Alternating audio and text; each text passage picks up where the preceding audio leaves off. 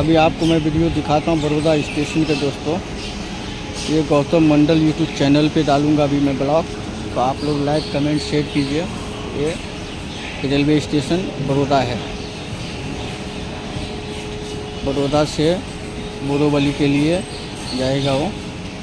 इस समय मैं बोरीवली जाने के लिए आया हूँ बड़ौदा स्टेशन पे।